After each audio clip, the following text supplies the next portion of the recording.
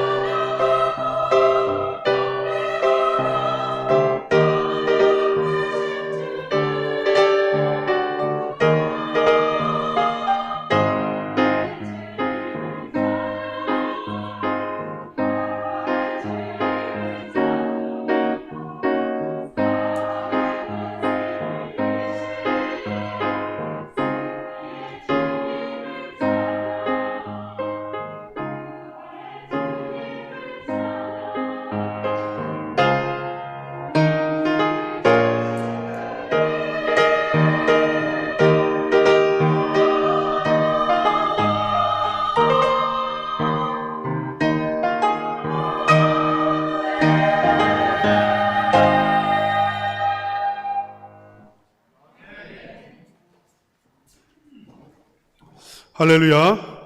우리 옆 사람과 이렇게 한번 인사하시겠습니다. 다시 사신 주님을 찬양합니다. 다시 사신 주님을 찬양합니다. 다시 사신 주님을 찬양합니다. 오늘 그동안에 못 봤던 우리 성도님들이 나오셨습니다. 용기를 내어주셔서 감사드립니다. 기저질환이 계시고 또 연로하신 우리 성도님들 가운데도 못 나오셨다가 처음으로 이제 제가 부임한 이후로 처음으로 오신 또 몇 분이 계시는 것 같아요. 목숨을 걸고 나와 주셔서 진심으로 감사를 드립니다. 하나님께서 부활의 은혜가 우리 어르신들에게 충만하게 임하셔서 평생 건강하시고 우리 모든 성도님들에게 은혜가 또 함께 하시고 특별히 용기를 내어서 또 이렇게 나오신 우리 성도님들, 처음 오신 분들 진심으로 주님의 이름으로 환영합니다. 아멘. 제가 넌센스 퀴즈를 하나 내도록 할게요. 사람들이 가장 싫어하는 거리는 어떠한 거리일까요? 예? 사거리. 예. 이건 넌센스 퀴즈라고 했죠? 넌센스 퀴즈입니다. 걱정거리입니다. 예. 사람들이 가장 싫어하는 거리는 걱정거리예요. 뭐 하나만 내면 좀 그러니까 또 하나 내겠습니다. 언제나 말다툼이 있는 곳은 어디일까요? 언제나 말다툼이 있는 곳. 이것도 넌센스 퀴즈예요. 누구세요? 센스가 없으신 분이세요. 넌센스 퀴즈라고 했습니다. 넌센스예요. 머리로 이렇게 이성으로 죄송합니다. 센스도 있으시고 넌센스도 계세요. 예. 여러분, 이 넌센스 문제는 이성적으로 파고들면 파고들수록 미궁에 빠지게 되어 있어요. 오늘 본문에 제가 이 이야기를 하는 이유는 무엇이냐면 넌센스라는 말이 나와요. 넌센스다. 부활에 대해서 제자들이 하는 말입니다. 우리 한번 11절 말씀을 읽어보겠습니다. 누가복음 24장 11절 다 같이 읽겠습니다. 시작. 사도들은 그들의 말이 허탄한 듯이 들려 믿지 아니하나. 여기서 허탄한 듯이 들렸다 그 말이 넌센스다 그 말이에요. 이성으로는 도무지 이해할 수 없는 정말 이상한 거짓말 같은 쓸데없는 신빙성이 없는 그러한 이야기로 들었다 하는 거죠. 여러분 누구나 마찬가지입니다. 저도 마찬가지예요. 하나님께서 저에게 크신 은혜를 부어주시지 않았다면 저는 부활을 믿지 않았을 겁니다. 아니 부활했다는 말을 듣는 순간 이렇게 생각했을 거예요. 기독교는 가짜다. 완전히 가짜다. 그 한마디만 들어도 기독교 뻔한 거야. 가짜야. 더 이상 들어볼 필요가 없어. 더 이상 들으면 뭐 할 거예요? 가짜에서 시작하는데. 부활이라고 하는 것은요, 우리가 절대 받아들이거나 이성적으로 이해할 수 있는 그러한 내용이 아닙니다. 생각해 보세요. 이 자연의 이치가 사람이 한번 죽으면 어떻게 되죠? 그것으로 끝이에요. 얼마 전에 어느 할머니가 이런 이야기를 하는 것을 들었습니다. 우리 영감이 죽었는데, 몇 년 전에 죽었는데 전화 한 통화가 없다고. 네? 전화 한 통화가 없다는 그런 말씀을 하세요. 그러면서 와도 겁이 난다고. 혹시 와도 겁이 나니까 안 왔으면 좋겠다고. 우리가 누구나 아는 사실이죠. 어린 아이들도 알고 우리 어르신들도 알아요. 사람은 죽으면 썩고 그리고 자연으로 돌아갑니다. 이 세상에 그 어느 누구도 살아난 사람이 없어요. 간혹 이런 사람은 있죠. 죽었다가 깨어난 사람. 잠시 죽었다가 깨어난 사람. 그러니까 그 사람은 실제로 완전히 죽지는 않았어요. 임사 체험을 한 거죠. 거의 죽었다가 살아나는 사람은 있고 죽은 것 같이 보였지만 살아난 사람은 있으나 완전히 죽었다가 다시 살아난 사람은 이 세상에 전무하다는 것입니다. 그러니까 부활이라고 말을 했을 때에 제자들의 반응은 무엇이냐면 이건 완전히 넌센스예요. 이건 있을 수 없어. 그래서 부활의 소식을 들었을 때에 제자들은 무덤에 가지 않습니다. 확인하러 가지도 않아요. 왜? 넌센스이니까. 그것은 있을 수 없는 일이기 때문에 그들은 조금도 반응하지 않습니다. 유일하게 제자들 가운데 반응한 사람이 있기는 했어요. 12절 말씀 한번 읽어볼까요? 다 같이 읽겠습니다. 시작. 베드로는 일어나 무덤에 달려가서 구부려 들여다보니 세마포만 보이는지라 그 된 일을 놀랍게 여기며 집으로 돌아가니라. 베드로도 넌센스로 받기는 했으나 예수님의 시신이 사라졌다는 말을 듣고 놀랍니다. 베드로는 의리가 있는 사람이에요. 그래서 베드로는 달려갑니다. 무덤으로 달려가요. 그리고 그 무덤을 몸을 구부려서 안을 들여다봤습니다. 시신이 없었어요. 베드로의 반응은 무엇이냐면 살아났구나. 그 반응이 아닙니다. 황당한 반응이에요. 황당하다. 어떻게 이런 일이 일어날 수 있을까? 예수님의 시신을 누가 도둑질해 갔지? 그 반응을 하고 있다는 것입니다. 놀라운 일로 여겼어요. 부활로 여겼다 그 말이 아니에요. 황당하게 여겼다 그 말입니다. 부활이라고 하는 것은 어느 누구에게나 믿을 수 없는 사실이고 황당한 일이고 우리는 그것을 이성으로 깨달을 수가 없어요. 그런데 성경은 계속해서 부활을 말하고 있습니다. 창세기부터 요한계시록까지 부활이 빠진 곳은 없어요. 하나님은 끊임없이 인간을 살리겠다고 말씀하시고 하나님은 어떠한 분이신가? 구원하시는 분이신데 궁극적으로는 살리시는 분이시다. 믿습니까? 하나님에 대해서 그렇게 말해요. 하나님은 살려주신다는 거예요. 여러분 믿습니까? 하나님은 살려주신다고 말해요. 죽음 같은 고난 속에서도 살려주실 뿐만 아니라 실제로 죽은 자를 살리시는 하나님을 성경은 끊임없이 이야기하고 있다고요. 그래서 믿음의 조상 아브라함의 그 믿음, 우리의 믿음의 조상이잖아요. 그 아브라함의 믿음은 어떠한 믿음이냐면 한마디로 정리하면 죽은 자를 살리실 것을 살리시는 하나님이에요. 죽은 자를 살리실 것을 살리시는 하나님을 믿었다. 그게 아브라함의 신앙인 거예요. 우리 성도님들이 이 신앙을 소유하시기를 축복합니다. 끊임없이 부활을 말하고 있어요. 놀랍게도 부활이 갑자기 예수님에게서 이루어진 사건이 아니라 구약에서 끊임없이 부활할 것을 말하고 있고 메시아에 대해서 예언을 할 때마다 부활할 것을 말하고 있습니다. 그가 곤욕을 당하고 신문당하고 죽임을 당하는데 메시아는 다시 살아난다. 이게 구약의 예언인 거예요. 믿을 수 없는 이야기를 구약 성경도 말하고 있어요. 우리 예수님께서도 말씀하시죠. 우리 예수님께서도 끊임없이 말씀을 하셨어요. 우리 한번 오늘 본문의 말씀 6절과 7절을 읽도록 하겠습니다. 다 같이 읽겠습니다. 시작. 여기 계시지 않고 살아나셨느니라. 갈릴리에 계실 때에 너희에게 어떻게 말씀하셨는지를 기억하라. 이르시기를 인자가 죄인의 손에 넘겨져 십자가에 못 박히고 제3일에 다시 살아나야 하리라 하셨느니라 한데, 지금 무덤을 찾아왔던 여인들에게 예수님의 시체가 사라진 것을 보고 정말 비통해하는 여인들에게 하는 말씀이 바로 이겁니다. 여기 계시지 않고 살아나셨느니라. 예수님이 평소 했던 말을 한번 떠올려 보라고 그렇게 말을 해요. 예수님은 베드로가 신앙 고백을 한 이후에 가이사랴 빌립보에서 신앙 고백을 합니다. 그 이후에는 끊임없이 말씀을 합니다. 인자는 메시아를 의미해요. 인자가 고난을 당하고 죄인들의 손에 넘겨지고 그리고 십자가에 못 박히고 3일 만에, 정확하게 3일 만에 다시 살아나야 하리라. 예수님은 제자들에게 말씀을 하셨어요.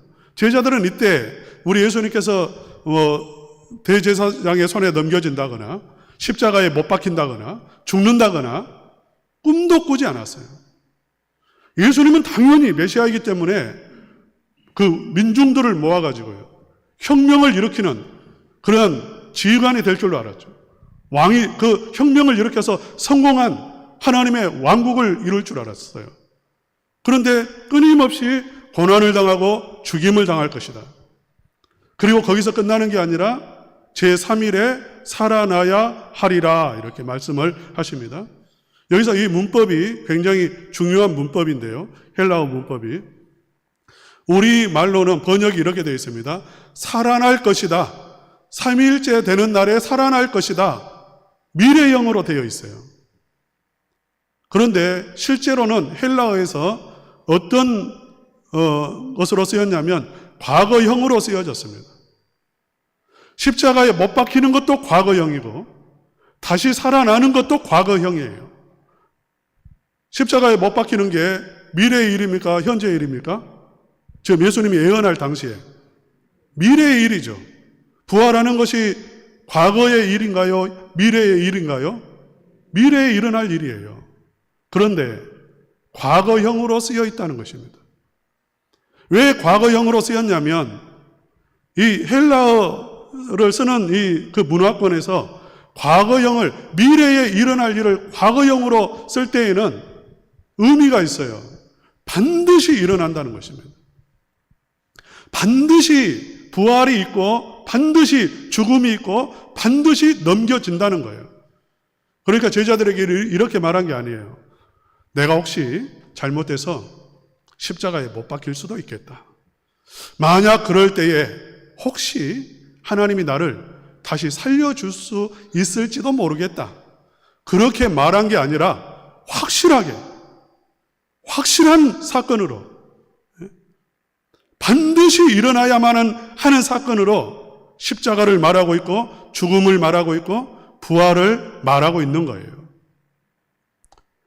우리 예수님이 얼마나 확실하게 말씀을 하셨냐면 예수님을 죽인 그 대제사장들, 로마의 군인들, 그들이 이구동성으로 이렇게 서로 이야기를 합니다. 저 사기꾼이 평소에 살아있을 때에 자기가 십자가에 못 박힌 다음에 3일째 되는 날 살아나야 하리라고, 그렇게 살아날 것이라고 그렇게 분명하게 말을 했기 때문에 분명히 제자들이 어쩌면 그 시체를 훔쳐갈지 모르겠다. 그래놓고 다시 살아났다라고 거짓말할 수 있으니까 아예 그런 일이 일어나지 않도록 우리가 수를 좀 써야 되겠다. 그래서 예수님의 시체가 묻힌 무덤을요, 군사들을 보내어서 임봉을 하고 지키도록 합니다. 굳게 지키도록 했어요. 그만큼 우리 예수님은 다시 살아날 것에 대해서 확실한 말씀을 하셨다는 거죠. 오늘 본문에 보면 천사들이 나타나는데 그 천사들도 마찬가지로 이야기를 하죠. 우리 한번 6절 말씀 한번 읽어보겠습니다. 6절 다 같이 읽겠습니다. 시작. 여기 계시지 않고 살아나셨느니라. 갈릴리에 계실 때 너희에게 어떻게 말씀하셨는지를 기억하라. 여기서 살아나셨느니라 하는 이 단어는 물론 과거형으로 쓰여져 있습니다. 그러나 이 단어 또한 어떠한 의미를 가지고 있는 단어이냐면 단회적 사건이라는 것이고요. 또 이것은 완전한 단회적으로 단번에 이루어진 사건일 때 이 동사를 쓴다는 거예요. 그러니까 예수님의 부활은 어떠한 부활이었냐면 단번에 확실하게 완전하게 부활했다는 거예요.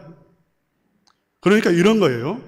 먼저 마치 식물이 자라듯이 하루 되는 날, 죽으시고 장사 지낸 지 하루 되는 날 손이 싹 살아나고, 이틀째 되는 날에는 심장이 뛰고, 3일째 되는 새벽에 완전히 부활해서 일어났다 그 말이 아니라 3일째 되는 날 새벽에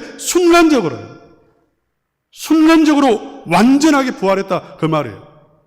할렐루야. 저와 여러분의 몸도 순간적으로 호련히 완전한 몸으로 부활하게 되어질 줄로 믿습니다. 아멘. 서서히 부활하는 게 아니에요. 서서히 우리 몸이 바뀌는 게 아니다 그 말이에요. 천사가 확실하게 말하죠. 예수님의 시체를 누가 돌아간 게 아니라, 도둑질한 게 아니라 예수님이 순간적으로 호련히 완전한 몸으로, 부활의 몸으로, 영광스러운 몸으로 완전히 부활했다. 그렇게 말하고 있어요. 지금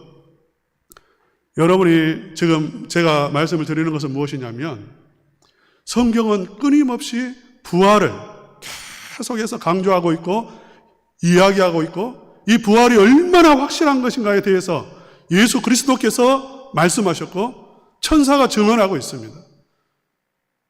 어쨌든 우리는 넌센스예요. 도무지 이 하나님의 은혜가 아니면 받아들일 수 없는 그런 사건이에요. 그런데 왜 이렇게 성경은 부활을 말하고 있는가? 왜 이렇게 예수님이 부활해야만 했는가 하는 게 중요한 거지 않습니까? 부활이 우리와 무슨 상관이 있길래? 하나님은 부활하신 하나님, 사람을 살리시는 하나님으로 자신을 계시하시고 그리고 메시아를 보낼 때에는 반드시 그를 살리실 것이라고 말씀을 하시고 그리고 실제로 그리스도께서 무덤의 문을 여시고 살아나야만 했는가? 그것은 저와 여러분에게 부활이 필요하기 때문에 그렇습니다. 할렐루야. 다른 건 말할 필요가 없어요. 여러분, 우리에게는 부활이 필요해요. 죽은 자를 살리는 능력이 아니면 우리 문제 해결하지 못합니다. 간단하게 죽음에서 일어난 자가 아니면 내 자식 문제 해결 못합니다. 내 인생의 문제 해결 못합니다. 그 정도 능력 아니면, 그런 능력 없으면 그런 신을 왜 믿습니까? 그 정도는 돼야 되죠. 그런 죽은 자를 살리는 능력이 아니면 어떻게 우리를 구원하겠냐고요. 특별히 우리는 영적으로 죽어버렸어요. 어젠가 우리 특별 새벽 기도의 기간 동안에 우리 학생들 이렇게 많이 나왔습니다. 코로나 때문에 안수를 안 하려고 했는데 그래도 받겠다고 하는 애들이 있어서 여기 강대상에 올라와서 한 열 몇 명 안수 기도를 했던 것 같아요. 우리 청년들도 있습니다. 어떤 학생들은 제가 그렇게 신령한 사람은 아니지만 뭐 영권이 그렇게 있는 사람은 아니지만 손을 얹는 순간에 느낌이 와요. 아, 죽었구나. 영적으로 완전히 죽어버렸구나. 심령이 완전히 돌처럼 굳어버렸구나. 느낌이 와요. 사람들은 자기가 죽었다는 걸 모릅니다. 영적으로 죽어있는 걸 몰라요.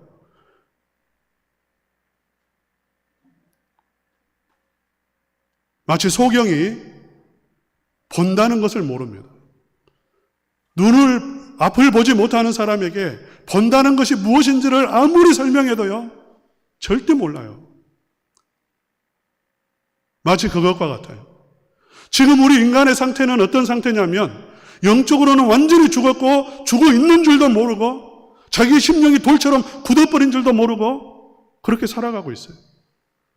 그 심령을 깨워서 살릴 수 있는 그러한 능력이 우리에게는 필요한데 부활하신 그러한 예수 그리스도의 능력이 아니면 어떻게 살리겠냐고요. 오늘 성경 말씀 한번 읽어보도록 하겠습니다.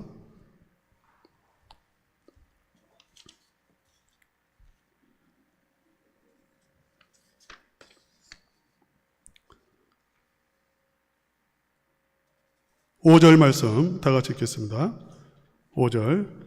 여자들이 두려워 얼굴을 땅에 대니 두 사람이 이르되 어찌하여 살아있는 자를 죽은 자 가운데서 찾느냐. 이 부분이 참 재미는 있어요. 여인들이 무덤에 예수님이 시신이 없으니까 굉장히 두려워하고 놀라고 허둥거렸겠죠. 그래서 이렇게 딱 보니까 저처럼 이렇게 하얀 옷을 입은 번개 같은 형상을 한 두 사람이 서 있었어요. 새벽에 무덤에서. 여러분 어떻겠습니까? 여러분 같으면 어떻겠어요? 기절하죠. 이 상황이 그런 상황이 기절할 상황이죠. 신신은 보이지 않고 죽은 그 몸을 본다는 게 용기가 필요하잖아요. 그런데 갑자기 없었던 두 사람이 갑자기 옆에 나타났어요. 얼마나 두렵겠습니까? 그 두 사람은 천사였고요. 그 두 사람이 이렇게 말해요. 어찌하여 살아있는 자를 죽은 자 가운데서 찾느냐. 살아있는 자를 죽은 자 가운데서 찾는다. 우리가 그러한 것 같아요. 우리의 인생이 그러한 것 같아요. 우리는 죽은 자에게서 살아있는 것을 찾으려고 해요. 죽은 것에서, 생명이 없는 곳에서 생명을 찾으려고 한다는 거예요. 제가 어느 날 무등산에 올라간 적이 있습니다. 무등산에 올라가려면 그 주차장이 있고 조금 올라가면 절이 하나 있잖아요. 근데 그날은 새해 첫날이었어요. 사람들이 좀 왔어요. 근데 보니까 한 사람이요, 젊은 남자인데 다 옷을 입고 절 이렇게 약간 바깥에 사리를 이렇게 스님들의 사리를 모아놓은 사리탑 같은 그런 탑들이 쭉 있어요. 거기에서 정말 공손하게, 너무나 공손하게 옷매무시도 딱 봐도 와, 저분 보통 분이 아니에요. 그야말로 절도가 있고요. 딱 봐도 빈틈이 없는 그런 사람이에요. 그야말로 절도 있는 행동을 하면서요. 손을 탁 놓아가지고 절을 하는데 와, 그렇게 경건할 수가 없어.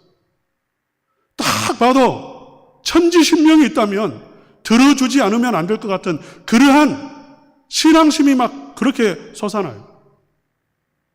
와, 대단해요. 그런데 아무리 거기다가 100번, 1000번, 10,000번을 그렇게 경건하게 절을 한다 할지라도 거기에서는 생명이 나오지 않습니다. 왜? 죽어있기 때문에. 죽은 스님의 사리에서 무슨 생명이 나오겠어요? 죽은 자에게 절하면 엎드릴수록 빌수록 죽음 속에 빨려 들어가는 거예요. 왜? 그건 죽은 것이기 때문에. 많은 분들이 제사를 지내요. 혹시 여기 계신 분 가운데에도 제사 지내는 분이 계실지 모르겠어요. 제사 지낸다고 부산에서 오고 서울에서 내려오고 지극정성을 다합니다. 지극정성을 다해요. 어떤 분은 제사가 1년에 한두 번이 아니라 열 몇 번 있는 그런 집도 있어요. 정성을 다해서 음식을 차려서 그렇게 제를 올려드리는데 거기에는 생명이 없습니다. 죽은 것에서는 생명이 나올 수가 없어요. 지금 그 말을 하고 있는 거죠. 어찌하여 살아있는 자를 죽은 자에게서 죽은 것에서 찾느냐 그 말이에요. 사랑하는 성도 여러분, 우리가 생명을 얻기 위해서, 복을 받기 위해서 나름대로 찾아 헤매는 것들이 있습니다.